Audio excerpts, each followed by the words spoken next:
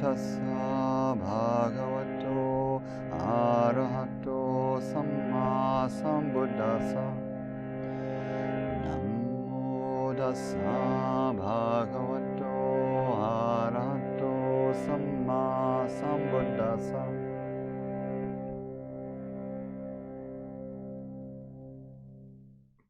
This Buddhist word emptiness, suññatā or suññatā in Sanskrit, refers to any experience or object or entity, being empty of what isn't there. And what isn't there is technically called svabhava, which means like one's own being or self-being, self-existence. And what it really points to is an essential true nature of a thing, like a person or an experience or an object, that never changes, that defines that thing or person in an irrevocable sort of way. And mostly it comes down to things like identity. Like it matters with everything, right? It comes into the cup only being a cup in this fragile, brief, contingent moment in between really its long life as mud and fragments, and there's this little moment where it has this kind of cup, but cup can't be its identity, because in any way other than in a kind of temporary, completely relational sort of way.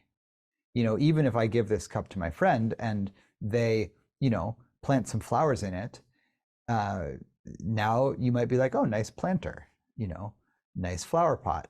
And so the label for the thing is relational. I was writing this today about the Hobbit and Riddles, so I'll keep going with Hobbit references here. But at the very end of the Hobbit, there's a bit where Bilbo goes back to the Shire, and he doesn't really fit in to the pastoral Shire. He's had way too many adventures. And they said, he never again was quite all right to the hobbits.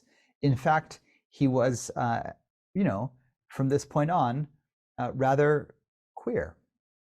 Like, yeah, Bilbo was queer. And so, there's a word that has meant a lot of things.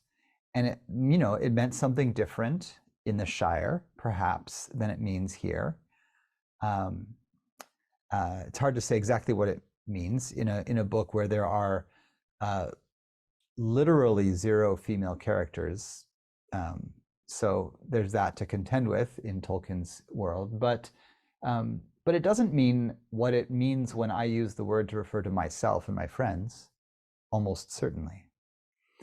And so, the place that we get hung up and suffer very often is with concepts and names that carry emotional and social and political and, relational force. I'm this kind of person. I am this person, and I like these kinds of people, and I'm married to this kind of person, and I'm a parent now, and I vote for these kinds of people, and certainly not those kinds of people, and people with my skin color get treated one way in some parts of the world, and then other ways in other parts of the world, and people, all of these, in a certain way, we could look at so many. I'm tempted to say all, but I'll be slightly conservative and say most, big problems in the world right now.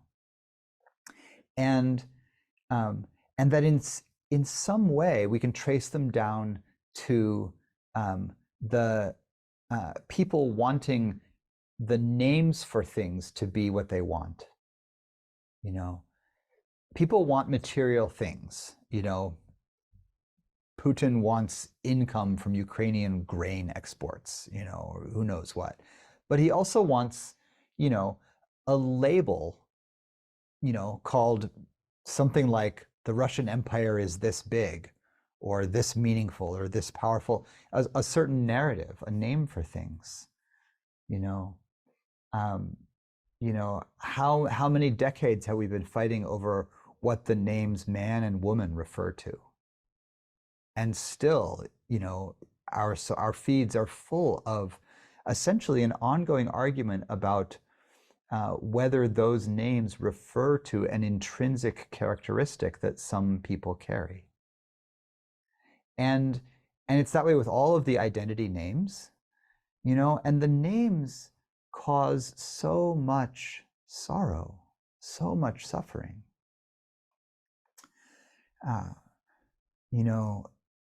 Part of what emptiness recognizes, this is really, a couple of you touched on this very beautifully in your reflections, that the word is so insufficient in its describing of a thing that it's almost useless. And some thinkers in Zen and other places will arrive at this conclusion that language is useless, at least in terms of mystical experience or an enlightenment kind of experience. The verses of the Faith Mind by the third Zen patriarch, Sengcan, ends with words. The great way is beyond language, and that's a common sentiment in Zen, as well as in many of the other non-dual traditions like Advaita and the traditions that sprang from it. In all of the mystical traditions, East and West, North and South, there's at some point a recognition that language falls short in the describing of the real, of what's real. And so emptiness, in a way, is just this. And so in reflecting on the Hobbit today, I was going off on riddles, and the sense that I was feeling into how there's the riddle, which is this little like ambiguous, idiosyncratic poem that describes a thing in this kind of figurative language and obliquely points to it. But the whole fun of a riddle is that it doesn't use the word that names the thing. And the puzzle of the riddle is that you have to figure out what the word is. What is the word? And in feeling into those, almost like they let me feel backwards into emptiness, because the word is this like I think I know what the word means, mountain or fish or sun or flower, or Sean, for that matter, right? Or David or Joni. Like those words, I think I know what they mean. And they have meaning partly because we share, an agreement about what they mean, right? If I say David, you all know who in this room I might be talking about. But, this person already admitted themselves that the word is a mystery,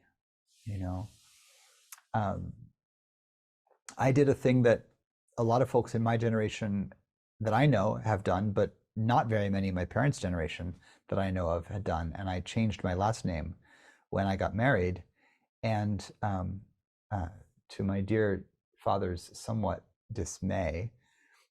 But it was, I loved doing it. And part of what was interesting about it, which, is an experience that half the population has been socially conditioned to expect to do, whether they do it or not. And half the population has been, at least around here in American culture, conditioned not to do so. I got to experience this thing of like, oh yeah, I just like, my sweetheart and I just made up a name and we put it on ourselves. And now we've been wearing it for, a decade and a half or so. And it's really mysterious. Every once in a while I look at it written on the paper, or I hear myself say it, and I'm like, is that me? Why would it be me? But why wouldn't it refer to me? When I found out that I was adopted at birth, which I was, I found out quite late in life. Well, I knew early in my life that I was adopted, but I found out quite late in life that my birth mother had named me, and I had a first birth certificate, and on my first birth certificate, I was named something else entirely, and that's strange, right? And I was named something by my mother, who is an important figure in my young life, who I knew for one day. And then a day later, I was given a new birth certificate with a new name. And that's odd. So, which name refers to me?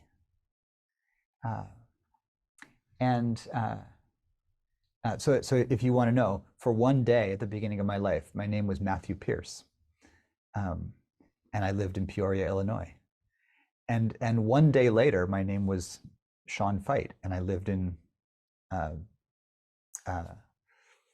somewhere else, wherever they were, down in the south of the state. And very shortly after that, I became Californian and stayed here ever since. What is identity? I was raised by white people, and I was raised thinking that I was white, which is to say, whiteness or brownness or anything about race was never mentioned to me.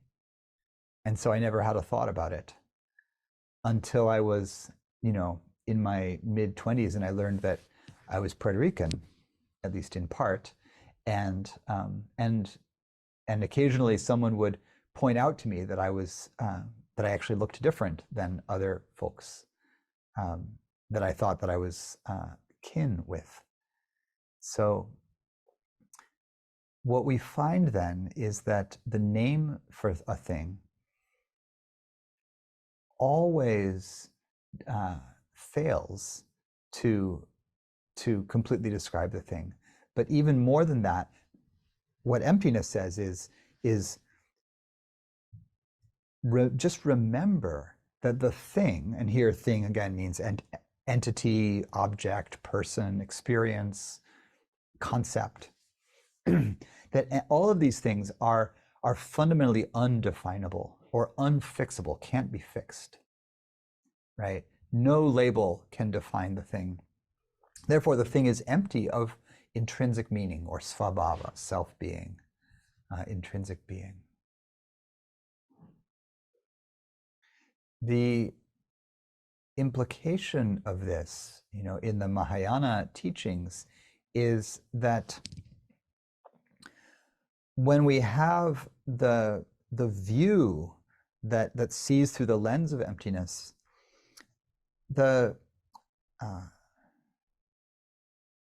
once we learn to remember this, I think that the training is really just not to forget that this is so. We can talk about it here, and logically it makes sense. This is a kind of philosophical conversation. This is really basic semiotics and postmodernism. It makes sense logically. But then, I go out and I have a conversation with my sweetheart, or I watch the news, or I look in the mirror. I do something that has social, relational, ethical, or, identity kind of force to it. And the story comes, flooding back in, and I believe that I am this thing, and they are this thing, and you are this thing, and she is that thing, and that all of the words then pin down the meaning of the thing, and that's, from the Mahayana perspective, that's actually the thing that causes suffering, that causes dukkha. Right? In the most basic formulation, in the Noble Truths, it's it's grasping, tanha, thirst, a kind of unquenchable impulse of attachment that gives rise to dissatisfaction, dukkha, suffering. With emptiness as the lens, the thing that gives rise to suffering is that the thing that we're attached to is the meaning of things. I'm attached to a certain relationship, not just because the sensations are pleasant when I'm in contact with a person or a group, but that pleasantness is created in large part by the narrative of what it means, you know? So like, I love this person and I love being with them. That could engender some attachment. But the idea that I've found my beloved, or that I belong, or that I've found certainty or home or permanence or a refuge, those concepts carry a lot of emotional force.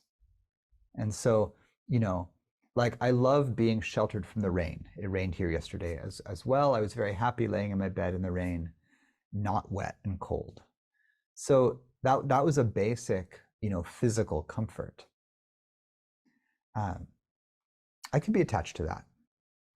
But the concept, you know, home, I'm home, this is my place, you know, I belong here, I'm of this land, or you know, I own this land, which I don't, the land that I'm on, but you know, I've been haunted by the desire to own my home for a very long time, and that concept has caused a lot of suffering. You know, the concept is going to carry all of this force. And so then, to the extent that we get attached to the concept, to the name of the thing, then dukkha, then suffering is inevitable, right? So that's where, with emptiness as the lens, I'll see how attachment and then suffering unfold.